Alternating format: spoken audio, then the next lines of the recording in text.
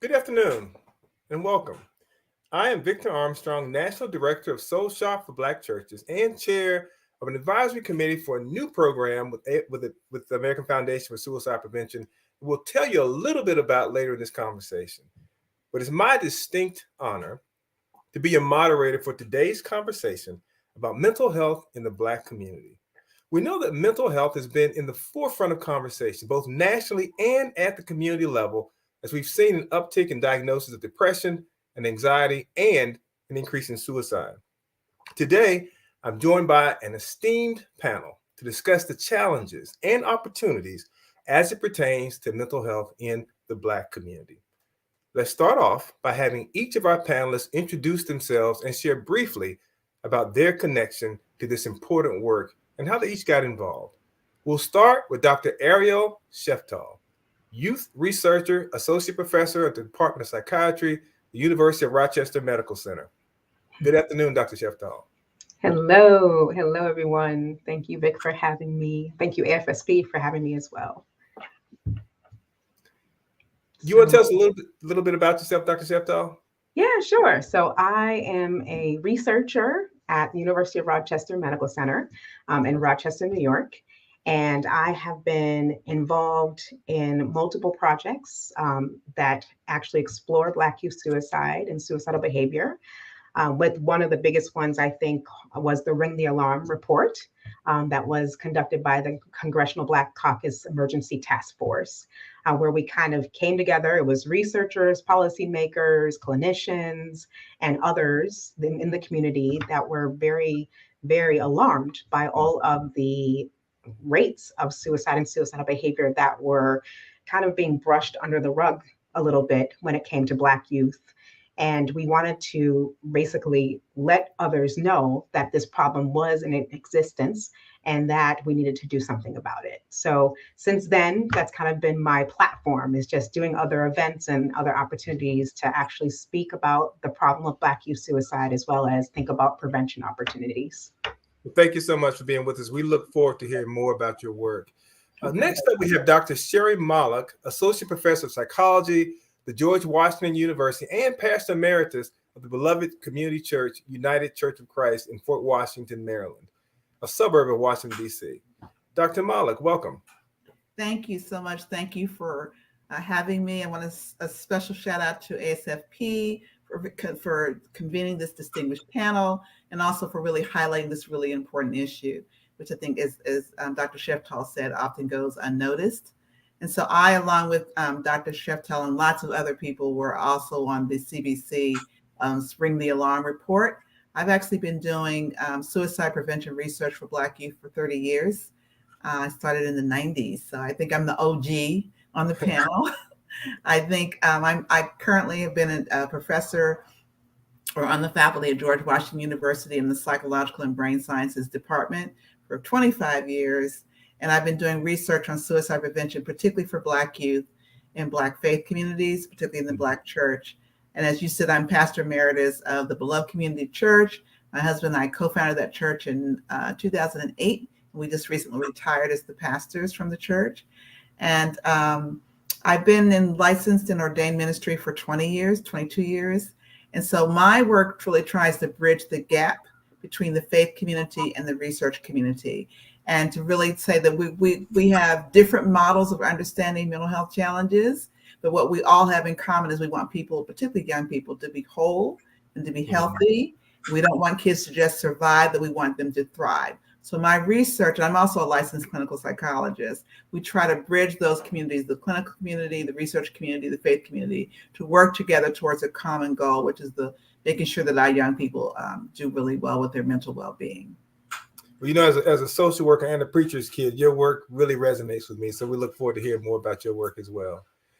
Next up, I'd like to introduce Doug Middleton, former NFL player, mental health advocate, and the recent founder and owner of Dream Yoga. Doug, tell us a little bit about you and welcome.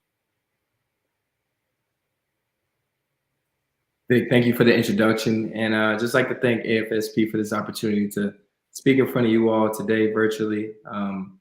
Mental health is something that's really impacted my life over the last 6 or 7 years. Over the last couple of years, I've lost friends, I've lost teammates throughout my career to suicide, and something that's truly motivated me to go out in the community and do the work that I have with my platform of playing in the NFL. I retired last year, and since then, started a business, and it's called Dream Yoga and Wellness. And what we do is we look at holistic health. We do yoga, but not only that, we have mental health therapists on site. We have massage therapists on site, and everything really under the wellness umbrella. That idea came from just losing a best friend to suicide, and then also seeing so many of my friends and teammates struggle. And so that's what motivates me day in and day out. And just some of the work that I've done. I started my foundation, Dreaming Impossible, in 2017, and we help a lot of African-American youth and our underrepresented communities. We do our You're Not Alone 707 every year, where we bring 7 to 10 high schools together, and we let them compete through football, but we also teach them mental health skills, education, and also connect them to resources in the community. So we've been running programs throughout the last 5 or 6 years. I've won numerous awards from the NFL and AFSP, and then also some awards from App State. So thankful to have this opportunity today. Thank you for being with us, and I applaud you for your work, particularly work you're doing with young people. And again, we'll get more into that as we go along this afternoon. And then last but not least, we have Keon Lewis, lifetime member of Pi Phi chapter of Omega Psi Phi Fraternity Incorporated and board chair of AFSP North Carolina chapter. Welcome, Keon. Thank you, Vic. Thank you, Dr. Shefdog. Thank you, Dr. Malik, and thank you, Doug, for you all's incredible work in this space.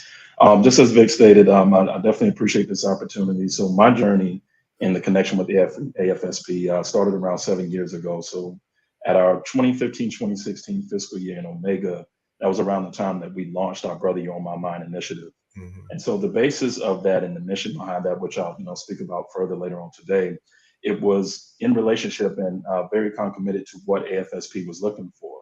And so at the time that they were launching their Out of the Darkness Walk in Charlotte, I was able to connect myself with it. And what started out as me becoming a volunteer grew into a journey where I grew as a leader within AFSP. So I started out as a volunteer on behalf of the chapter, then incorporated the chapter as well.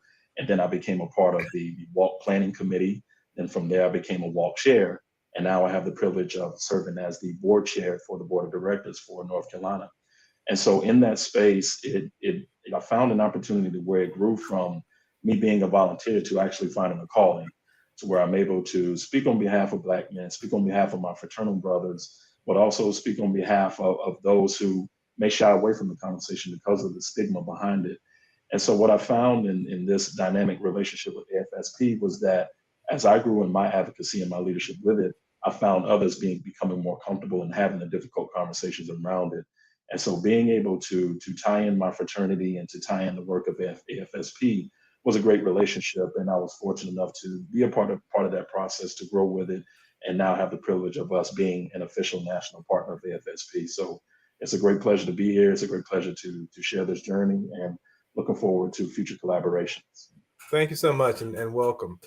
Thank you. So we know that suicide is a growing concern among the Black population, and we know that the numbers are trending upward. Dr. Shefdog, as a researcher, can you tell us about some of the current data on suicide within the Black community? Yeah, sure. So I had to go do some digging, just so everyone is aware of the most recent statistics. So I wanted to bring that to the table.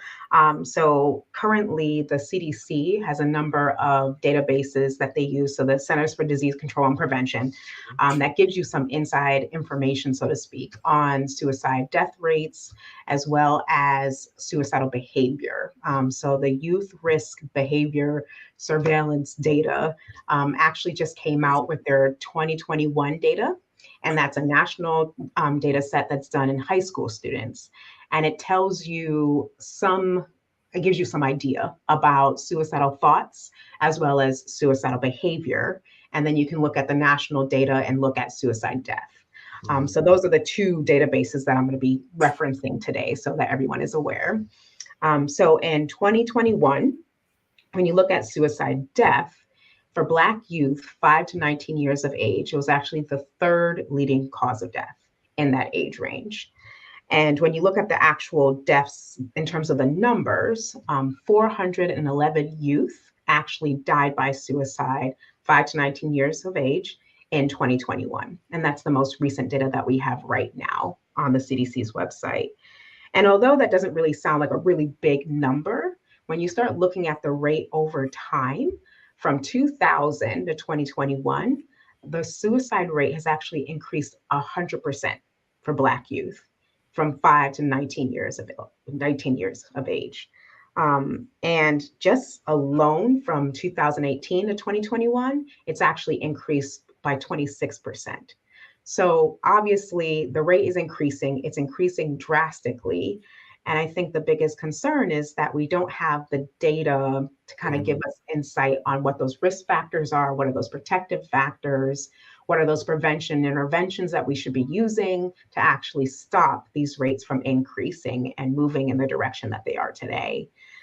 When you look at males versus females, you actually do see a disparity present there.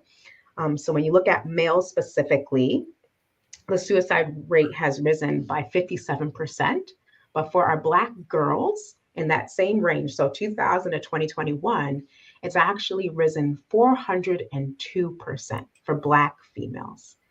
And in 2020, suicide was actually the leading cause of death for Black girls 12 to 14 years of age. And nobody knows that information. And it's because, unfortunately, nobody looks at the data and dices it up to kind of figure out, okay, what's happening with our Black youth and what does it look like with Black males versus females? And how can we actually get this information out there? Well, by doing panels like this and actually educate those that are, so that they know that the problem does exist and that there are, big concerns, and a lot of change has happened over time that we still need to understand from a research perspective. So, Dr. Shefter, how much do we know about whether, what amount of this is increases and what can we attribute to reporting, that we're now reporting it in ways that we didn't report before? Yeah, no, that's a really great question. So I think we are getting better in terms of our reporting, but I think a long time ago, back in the day, there wasn't really great reporting that was being done for people of color. And a lot of times, I think, unfortunately, there were medical examiners and coroners that had bias when looking at youth of color, Black youth specifically.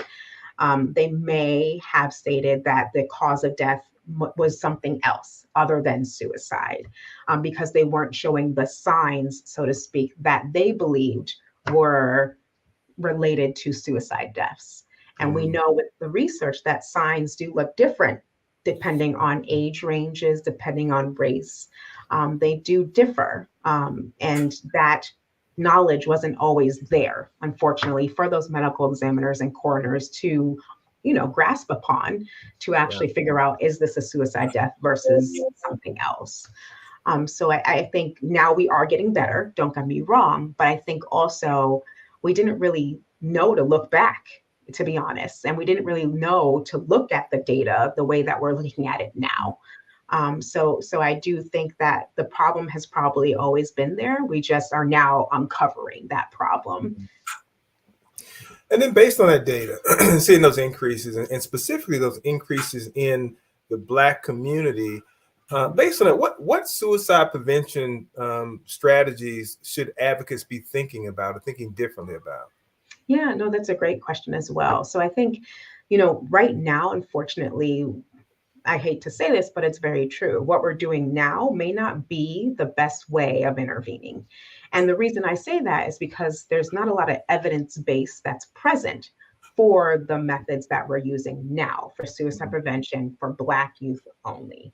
So we really have to start thinking outside the box. And I think that's why I'm so excited about Dr. Mullock's work, because she is thinking outside the box. We know that faith-based communities is something that in our community specifically holds on to tightly, but also thinking about other avenues for interventions, community centers where kids are actually, participating in camps, participating in rec activities, basketball camps, football, other places where we haven't really thought about suicide prevention, might be opportunities for us to actually intervene and do so early on. And that's a good pivot. As you mentioned, Dr. Mollick's work. So Dr. Mollick, how can we build on that historical connection between the church and the Black community in our both in trying to reduce stigma around mental health, but also in reducing suicide?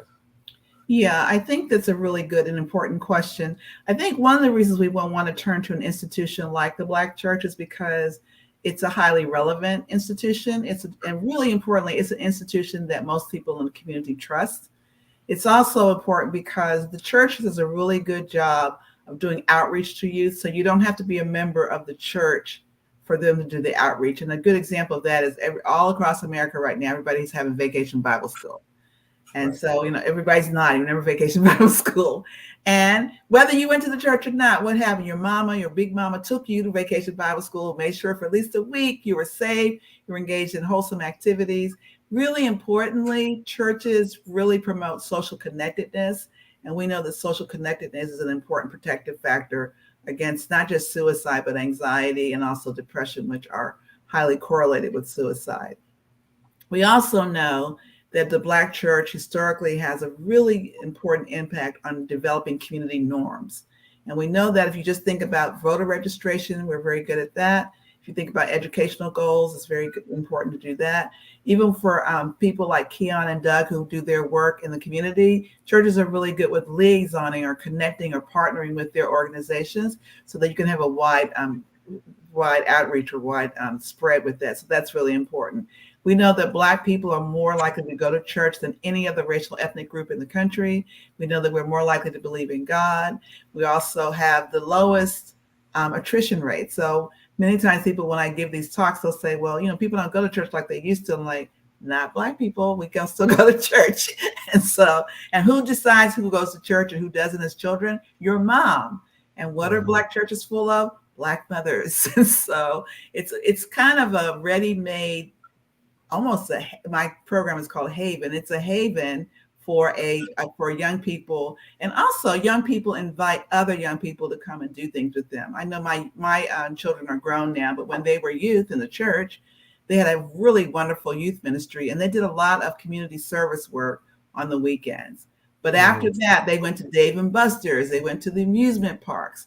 And so they combine ministry with having fun and connecting with young people. My children always invited friends who didn't go to church to participate in those activities because for them it was a lot of fun and it was a way of staying socially connected to others. Right. So Black churches have strengths that are built into the way that churches operate that also correlate with protective factors against suicide. And so I think it's a really good place to start. It's not the only place to start. I think I'm really excited to hear about Doug and Keon's work because they also are reaching the community another way. And I think one of my hopefully take home messages today is it's going to take more than one way. So it can't just be the church. It can't just be Keon's program, the fraternities. It just can't be Doug's program. All of us have to work together because not every child's going to be in church. There are going to be kids who look up to Doug because he played in the NFL. And so he's going to reach people that maybe the church can't. There are going to be people that Keon works with that maybe they don't go to church or play in sports, but there are other ways to do that. And so we have to take a multi-pronged approach into this very complex problem. So let me ask you a question because you stated in very, very, very articulately and truthfully. So there has always been this connection between the Black community and the church. What has been the church's traditional role as it has pertained to mental health and how we respond to people with mental health challenges?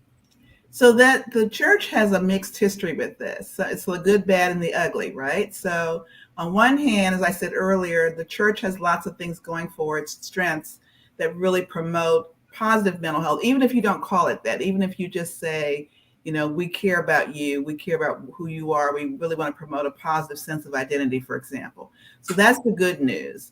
Right. The sort of bad/ugly news is that sometimes we have, quote unquote, demonized people who have mental health challenges. And so I taught as an adjunct professor for several years at Howard University School of Divinity. And one of the assignments in my class was you had to do a sermon about suicide and depression. And I would say to them, your theology is your theology. I'm not here to change your theology. But ultimately, the Christian message is a message of hope. So when you do your sermon in my class, there better be some hope in that sermon. Now, however you work that out, go ahead. But, you have to do that. And so sometimes inadvertently, we leave people feeling hopeless because we also stigmatize mental health challenges. Yeah. And what's sad about that is if you're a Christian and you look at the Christian text, it's full of people who have mental health challenges. Mm-hmm. Every major prophet talks about being depressed. Some of them talk about being suicidal. And so there are lots and lots of examples of people who have mental health challenges in the text who are not condemned by anybody. Right. And sometimes there's a divine intervention from God directly, but most often it's an intervention through other people. Mm-hmm. And so I think the twofold message with that is, don't anticipate, if you're a religious person, how God is going to bring your breakthrough, because it might be supernaturally, but could it just as easily be through people. Those people can be Doug, Keon, Dr. Sheptall, yourself. Those persons could be your neighbor next door. It could be your youth pastor. It could be your friend on the youth choir. It could be somebody in your basketball league. My kids, when they were little, we did track and field, forever. And I always say, if you're a track parent, you're a trooper, because you're out there all day with your kids. Right. And the sense of community that my kids had with that track community lasted from really 8 years old until they graduated from high school. And so those are venues and avenues in which you can really be supportive. And I think the other thing that I'm seeing now is more and more churches are very open to thinking about doing some kind of intervention with their youth, because we realize now, I think particularly between COVID and the highlighting and spotlighting of racial injustice, particularly at the hand of police brutality, we know that our young people are suffering, and the antiquated ideas we had about suicide have to go, because we need everybody to be on this team together, working together towards this common goal. And I think also people are becoming more and more aware that suicide is not a sin, and depression is not a sin, and everybody and anybody, including people in the Bible, had depression. And so the answer to that is not to demonize people or to say, just pray it away. Prayer is a really important tool, but it's not the only tool. Yeah, absolutely. Thank you so much. And before we pivot into some of the more specific things around the work that Doug and Keon do, I wanted to touch on a couple of things. And I invite all the panelists to really join on this part of the conversation. Two things that you touched on, Dr. Malik, that I think are pivotal in this conversation. One was hope. And so I am interested in just taking a few minutes to talk about how hope, how that influences mental health, mental well-being in the Black community, and how our hope is influenced in the community by the things that we see. And the other thing that you talked a little bit about was COVID. And so I'm also interested in, and probably in that same context of hope, what transpired during the COVID pandemic that may have either shadowed our hope or shifted our hope. And one of the things, too, being the fact that we were not able to congregate in church the way that we had in the past. So I invite any of the panelists to really speak to that. I can talk a little bit about just what happened in my church experience. I think everybody on this call, I'm sure this panel can agree, when COVID hit, we all knew things were going to get worse. That was not a surprise to us. We knew that people who already had disparities in their health care and in their mental well-being, it was just going to get worse. And part of that was because with COVID, risk factors, depression, being isolated, feeling disconnected from people went up. Part of that was just the nature of the pandemic, and we had to socially isolate. And we also knew that protective factors went down. So the gatherings, not being able to gather as family, as community, as a church community, all of that went out the window, and also went out pretty abruptly. I know in my own church, one Sunday we were meeting and the following Sunday we were not. And for many churches, particularly in the early days, not really understanding fully how this disease was transmitted from person to person, people were really frightened about getting together at all under any circumstances. Our church fortunately pivoted pretty quickly because we are a relatively young congregation and we were already fairly technologically savvy. So going from in-person to Zoom the next week wasn't a challenge for us because we were already using Zoom anyway for other things. But we really stepped up our game. How did we do that? We really increased our presence in the community. So we actually met more frequently during COVID than before COVID. We added, so I'm thinking outside the box, we added a subgroup of people, young Black men, called the Burning Bush Bible Study Group. And these were men who came to Bible study every week, but they met in someone's home and they smoked cigars and drank bourbon during Bible study. It's very unorthodox.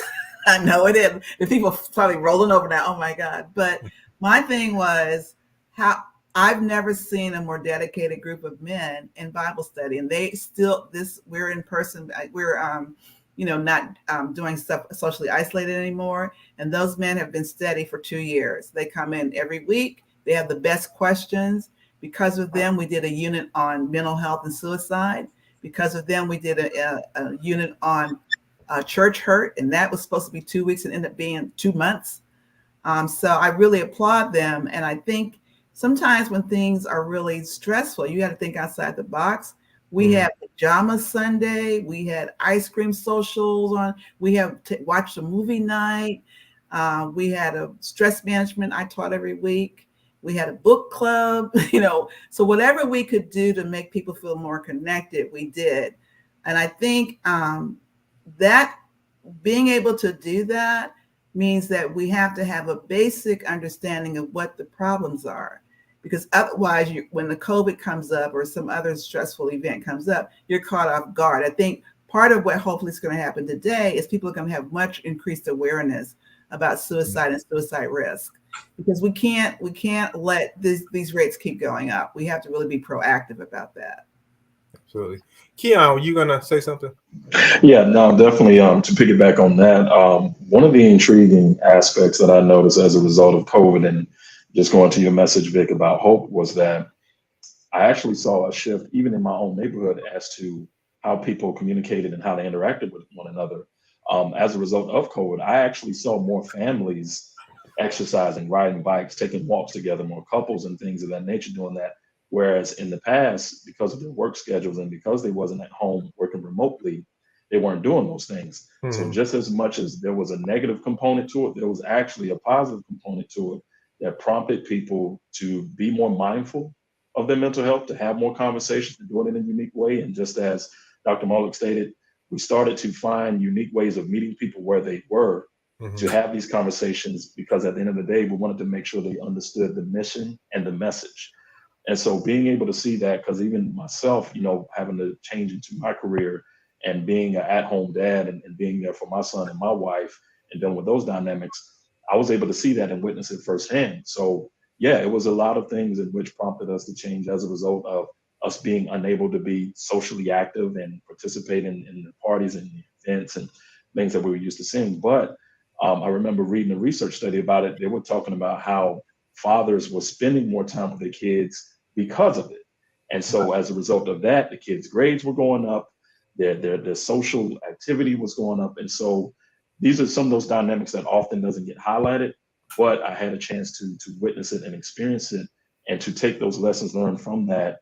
And so as we were finding a way of coming out and coming into the new norm going into 2022 and 2023, I was able to take those learning lessons with me as a leader in AFSP and in Omega Psi Phi, and be able to keep that as a vital component from what was learned as a result of COVID. Got it. Thank you. Doug, were you gonna? Yeah. I was gonna add, man.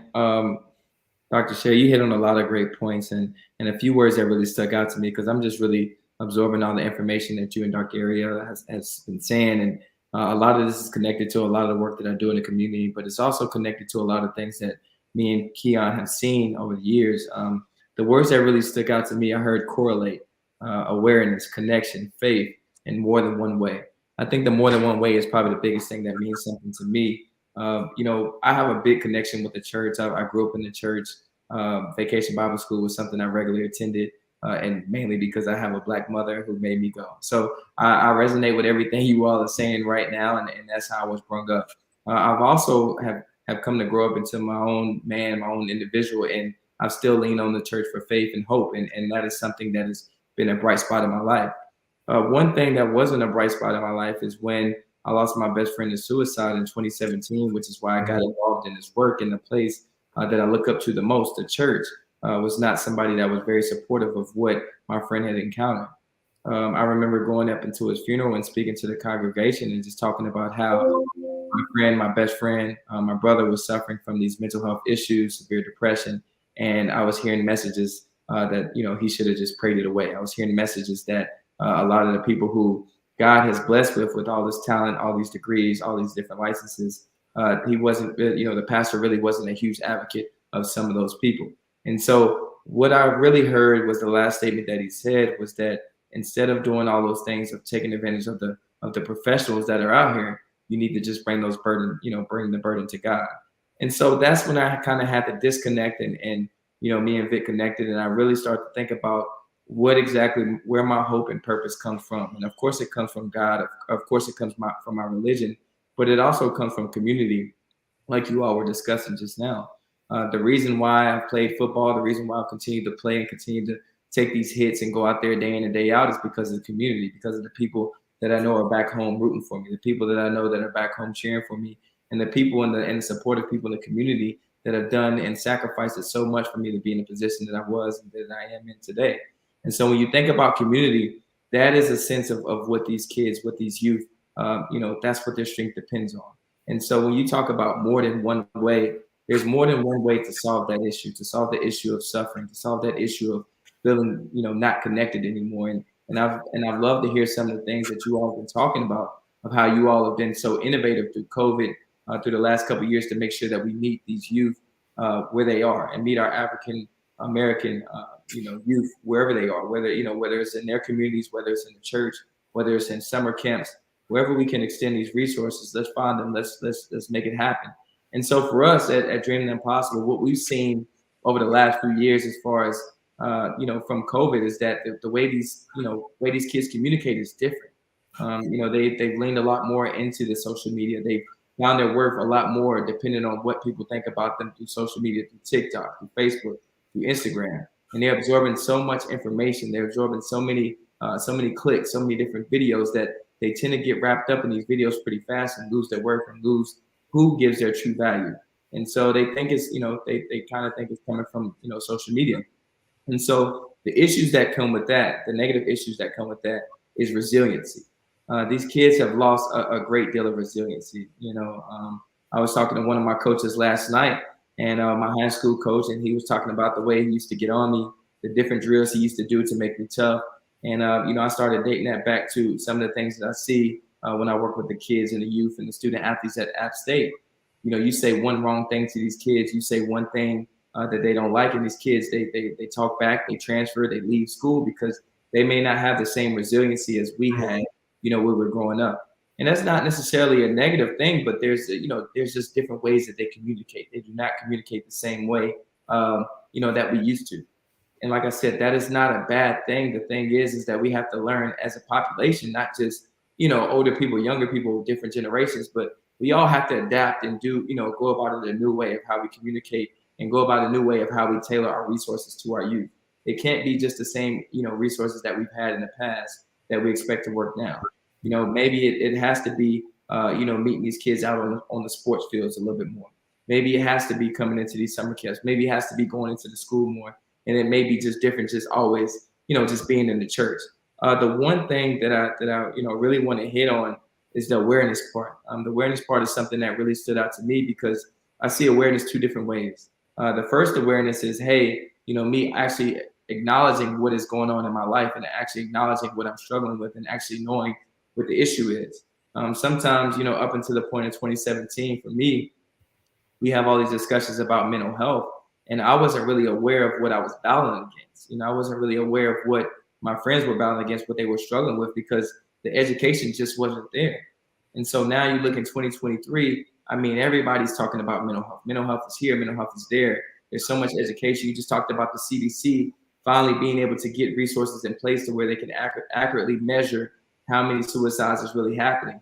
And that all comes from awareness, from education, and being able to learn more signs and being able to tell different things. And so now that we have that awareness to know, hey, this is what's out there, this is what we're battling against, now is the time that we spread the message, and it's also the time that we find more awareness on the more than one ways that we can benefit and that we can survive through these things that we're struggling with. So I love hearing all these different ideas. I love hearing the research, and I'm really encouraged because now I feel like we're going through these, we're coming up on these next couple of years where it's so critical that, hey, we have this information now.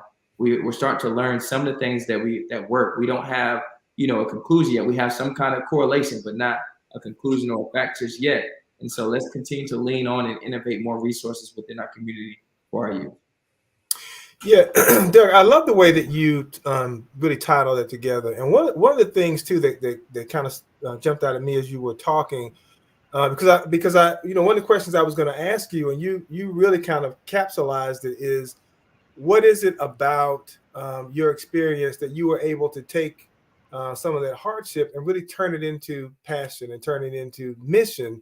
And you talk a little bit about that resilience, but it also made me think about the fact that, oftentimes we have taken that message of resilience when we talk to our Black kids, and we have kind of turned it around in a way that may not necessarily be the most positive, because we talk about resilience to them in a way that, we say to them, you're supposed to be resilient. You're Black kids. Black people are resilient people. We survived slavery. You shouldn't be depressed. You shouldn't have anxiety, which basically is telling them they don't have the right to have their feelings. So I am interested in, and Dr. Sheftal, you may have some thoughts on this too from your research, but how should we be messaging to kids, and how do we create safe space for young people to have these conversations about what's going on with them? So, Doug, do you mind if I step in for? Yeah, you got it. Yeah, you take over. So there was a campaign that was being done when I was in Columbus, Ohio, at Nationwide Children's Hospital, and it was on our sleeves. And it was basically saying that we don't wear our emotions on our sleeves. And they tried to really break the stigma about how having emotions, just in general, is okay. And I tell everybody that having these feelings and these thoughts about suicide, having these feelings and these thoughts about hopelessness, depression, being anxious, those are normal. Like, that is a normal way of being. It's a normal way of life. And if you aren't having those feelings, then I'm a little concerned, honestly, to be 100% honest. The way that the world is today, if you're not feeling some sort of feelings, so to speak, then that's problematic, I think. So I do think that that's a problem. We have to really let kids know, like, look, it's okay to feel the feelings that you're having. You don't have to be strong all the time, and that it has to be something that we allow kids to understand, that they can feel the feelings that they're having. They can express the feelings that they're having. And, and even in my own home, we try really hard to let both of our kids know that whatever you are experiencing, let us know, because we want to be present and have you have a safe space to actually voice those feelings that you're having. And if those feelings are rising to a certain level where we need to, act, then we'll take care of that. But right now, I think what's most important is for parents, caregivers, and anybody that deals with youth to allow them to understand that having feelings is normal, and that you can do that and create a affirming space, is what Sherry and I actually learned just this past week. An affirming space that allows kids to actually voice their opinions and their feelings and feel affirmed in doing so. Yeah. I just want to piggyback off that, because I love that. The safe space is exactly what I'm talking about, and that's exactly what I'm talking about being more innovative, of being able to create these more conducive environments for our youth to really express how they're feeling. And I think, having conversations on the football field where we all go through and say, hey, like, today was a tough day. Today we had a tough practice, but, that doesn't mean I'm going to give up. That just means that, hey, I'm going to accept it as such and then find ways to correct it tomorrow. And so the biggest statement that I always tell our youth is that your current circumstance does not dictate your future. So you may feel these emotions right now. This is how you may think about what reality is right now, but that does not have to be true about what tomorrow may look like. That may not have to be true about what next week looks like. And so as long as we don't, express those emotions and we we communicate them to other people. And as long as we don't let that one emotion or let that one day become a bad week or a bad month and then a bad year, and then next thing you know, those are where some of those other severe things kind of kick in. I think we're in a safe space to continue to have that conversation of being able to be supportive for each other. And so anytime that we're with youth, we always tell them to please communicate with us. Please let us know how you're feeling. Please let us know how we can help, because like you're saying, those emotions that you're feeling should be normal. If you don't feel those emotions, you're not really pushing yourself to the brink of success. You're not really trying to go out there and challenge what your current norm is. If you don't feel some of those ideations of wanting to give up and wanting to feel like you're not enough. But what you can't do is hone in on those emotions that you have and take those emotions as what reality truly is. And those are just emotions. They're not what the real truth is. And so there's always some truth that's in our emotions. We have to find out that truth and then also find out what we can do and put it in action that can make it a little bit better. Yeah. If I could add something really quickly to that too, I think what Doug and Ariel said is so important, but also sometimes I get a little irritated when we talk about resilience because it puts the spotlight on the child and not the environment. And there's this metaphor that people often use that, kids who are resilient are like dandelions, they can bust through concrete. And I'm like, that's great, except why should they have to? Right? So if we like, let's make you super strong so you can bust through anything, then these conditions that contribute to depression and suicide never change.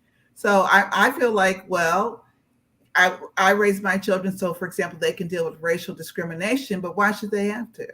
Then that says that racial discrimination doesn't have to ever change, that we just need to keep building stronger and stronger kids.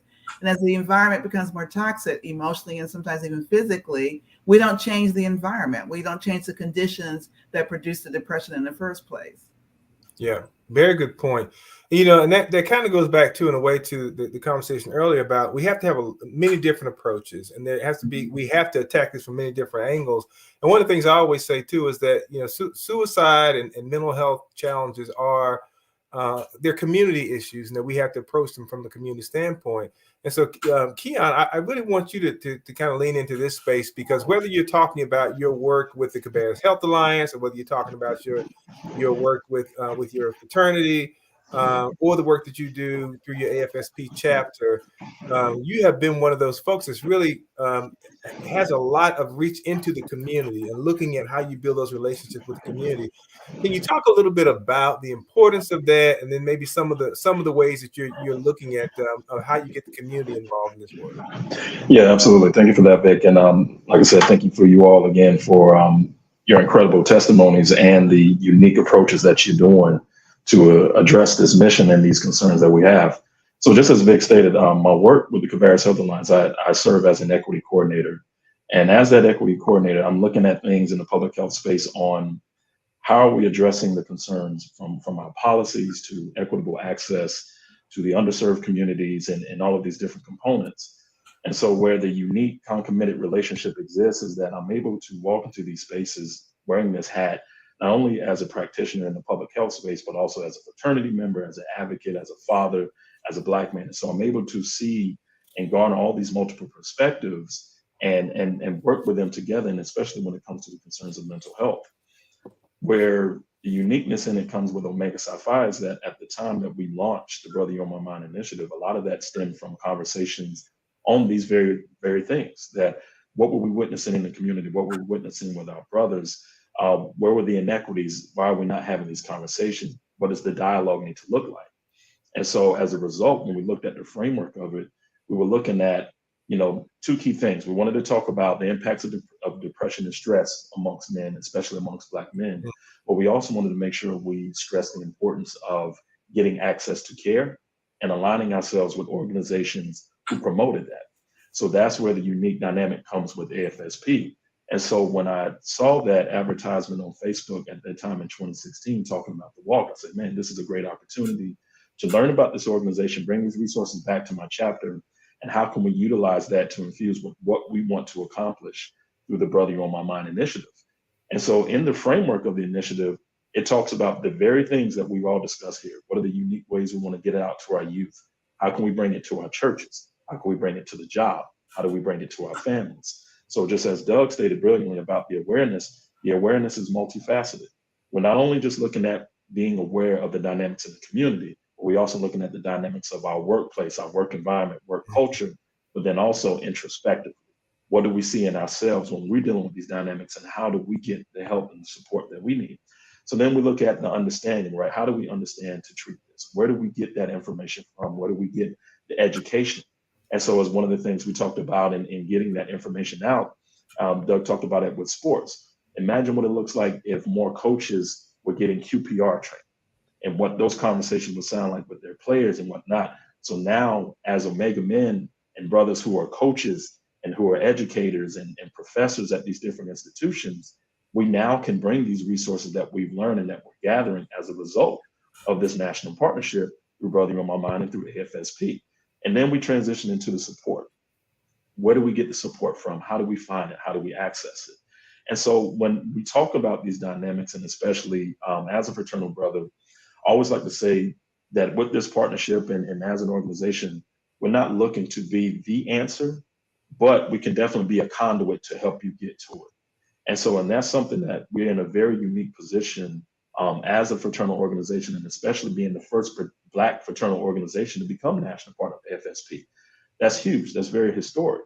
And so when I think about that space, and then when I look at the dynamics of myself as a leader and how I'm matriculated through the leadership process, from being a volunteer, being an advocate, walk chair, and now being a board chair for the entire state of North Carolina, I'm able to look back at those experiences, look at the different things that I'm learning in the public health space, fraternal space, from church, attended Vacation Bible School because my grandmother made sure I was there.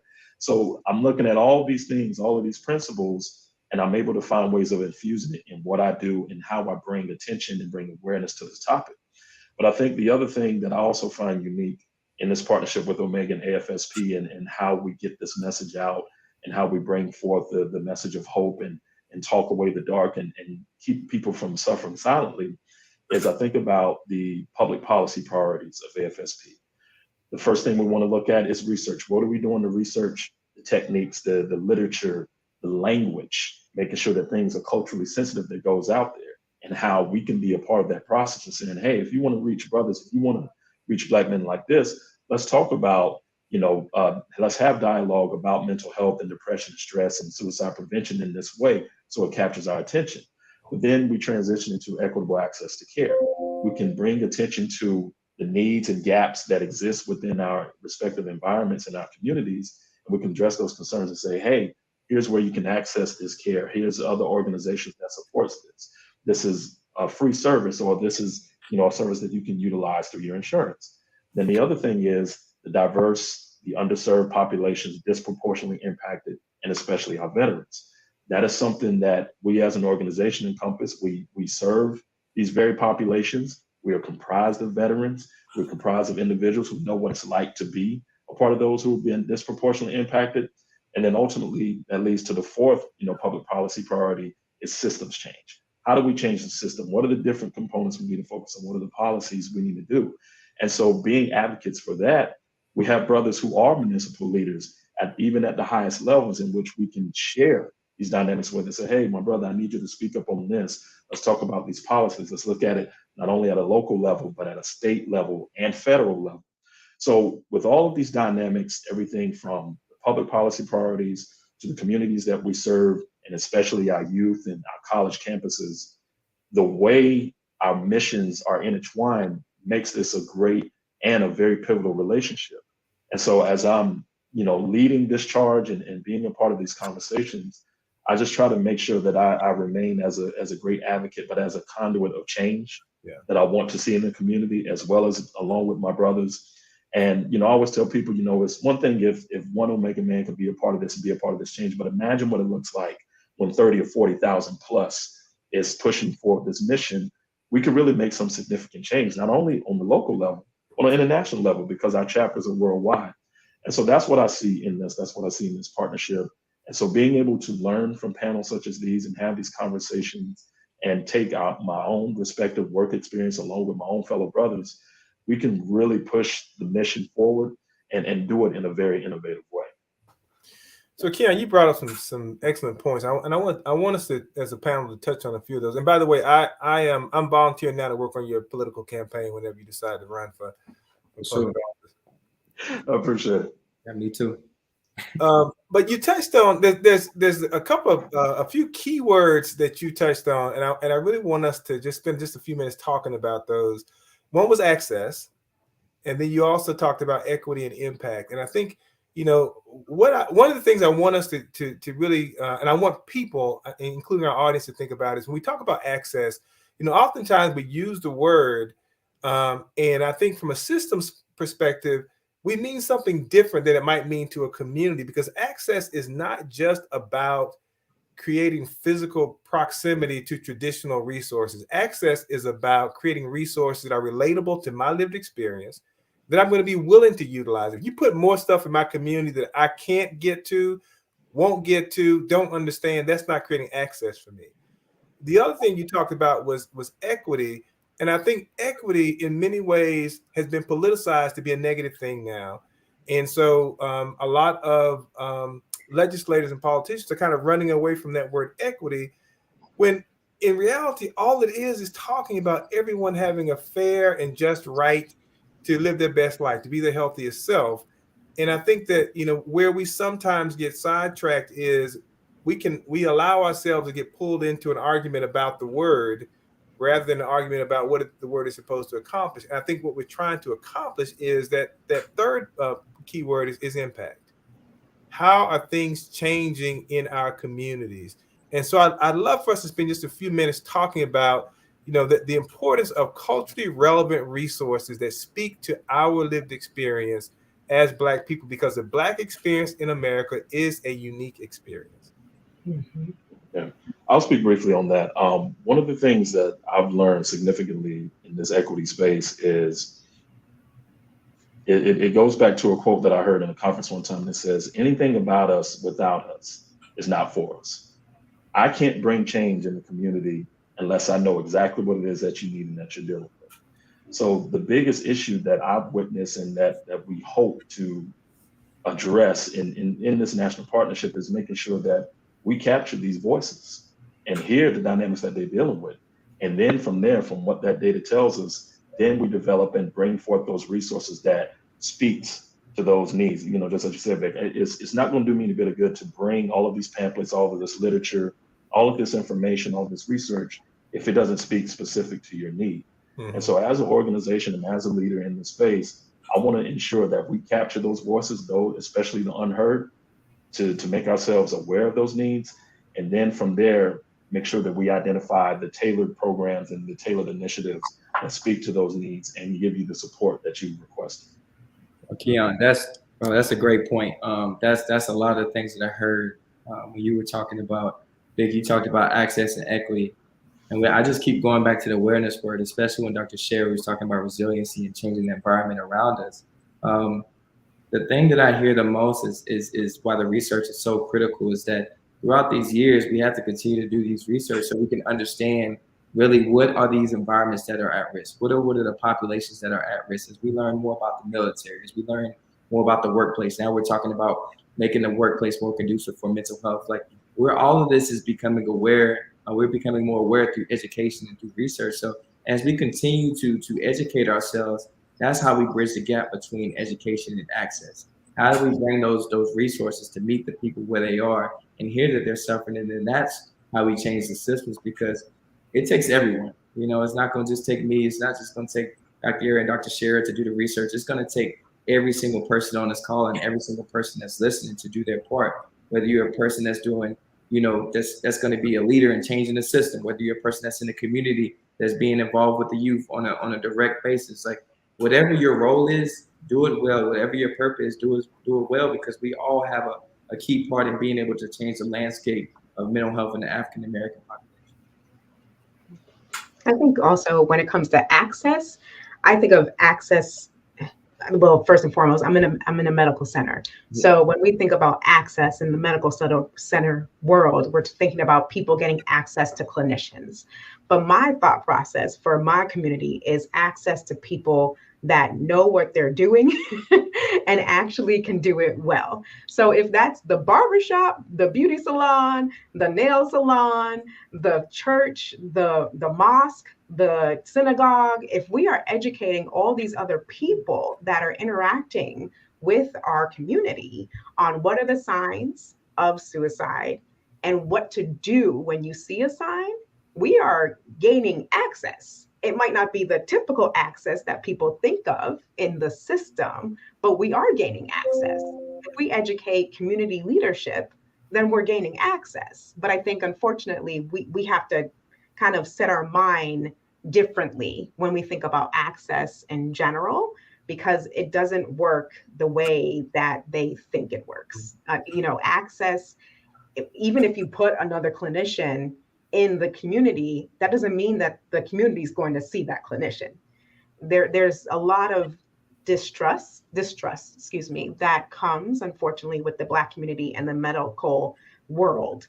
And I think, unfortunately, just increasing access in the system isn't going to always get us the actual want or the needs met for our community that we're speaking about. I think what all of us are saying is that you really have to be innovative and think outside the box. So the reason I say that is because I don't work in a medical setting, but Ari and I work together, Aaron and I work together, and we've been working together for a while now. We all know that even if you put a clinic on every corner, if the community norms don't support help seeking, it really won't matter.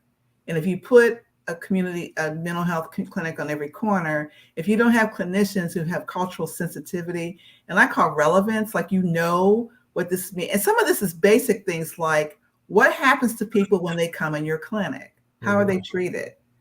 Do we spend an hour on paperwork when people are in crisis?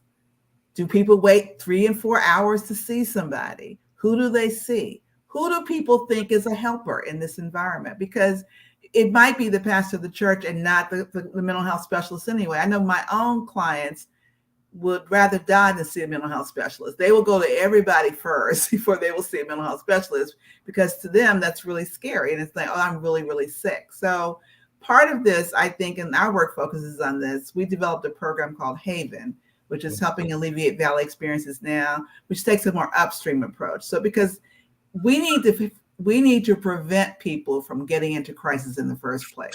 And that's what upstream approaches do. So again, really having programs that enhance the protective factors so that you don't wait for people to fall in the water. This is what we tend to do. Like, oh, let's go and get a lifeboat and get them out. Like, let's build a bridge across all of these troubling issues and concerns so they don't ever fall in the water in the first place. So it's going to take multiple ways of handling this. Yes, we need to work with people in crisis, but there can't be equity without access. And there can't be access without having culturally relevant approaches to the problem. And I think that is a fantastic place to kind of bring this conversation to a close, because I would remind people that as we're talking about suicide, and we open this conversation up really talking about some of the suicide rates, I would remind people that suicide itself is not a disease. It is the worst possible outcome of a combination of very complex things, which sometimes includes mental health challenges. But if it is a combination of complex things, it means that we often have opportunities to intervene if we intervene at the right time, in the right place, with the right culturally relevant resources. So thank you all so much. This has been an incredible conversation. I want to thank all of our esteemed panelists. I want to thank all who tuned in for this conversation today. If there's one thing that's come out of this today, it is that we must collectively act to promote mental health and suicide prevention in the Black community.